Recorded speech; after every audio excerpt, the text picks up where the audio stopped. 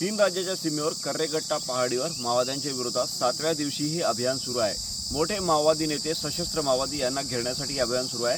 हजारो जवान तैनात आहेत, ज्यामध्ये सीआरपीएफचे जवान मोठ्या प्रमाणात आहेत। सगळ्यात महत्त्वाचं म्हणजे या जवानांना मदत देण्यासाठी बाहेरूनही फोर्स पाठवली जाते, कारण काही जवानांची तब्येत बिघडली होती। आता त्यामुळे कंटिन्यू ते जवान उन्हामध्ये त्या ठिकाणी न ठेवता वेगवेगळे जवान पाठवले जात आहे। मात्र हे जवान महाराष्ट्राच्या सीमेतून जात असताना त्यांना सुरक्षा देण्यासाठी कशा पद्धतीने रोड ओपनिंग सुरू आहे हे मी तुम्हाला दाखवतो। हे गडचिरोली पोलीस दलाचा बॉम्ब स्क्वॉड पथक आहे आणि महाराष्ट्र छत्तीसगड सीमेवरचा हा सीमावर्ती भाग आहे। या भागात इथून सीआरपीएफची आता मुवमेंट होणार आहे। तत्पूर्वी हा रोड ओपनिंग आरो म्हणतात त्याला, रस्ता खुला करणे, रस्त्याच्या आणि पुलाच्या ठिकाणची या ठिकाणी तपासणी केली जाते।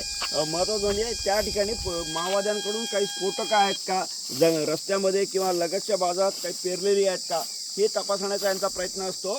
आणि हा आरोप पूर्ण करण्यासाठी इथून छत्तीसगडच्या सीमेपर्यंत C60चे जवान चारी बाजूला जंगलामध्ये तैनात आहेत आणि सीआरपीएफ इथून गेल्यानंतरच हा रोड ओपनिंग पूर्ण होणार आहे। याला आरो म्हणतात। म्हणजे गडचिरोली जिल्ह्यात माओवाद प्रभावित भागात कुठेही फोर्सची मुवमेंट असली तर त्यापूर्वी आरो केला जातो आणि हा रोड ओपनिंग झाल्यानंतरच रस्ता खुला असल्याची जाणीव होते, त्यानंतर फोर्सची मुवमेंट होते।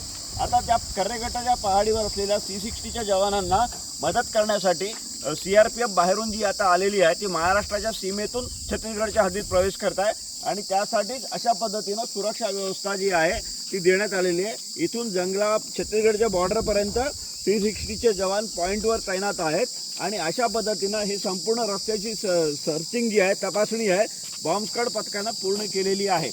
महेश तिवारी, न्यूज 18 लोकमत, गडचिरोली।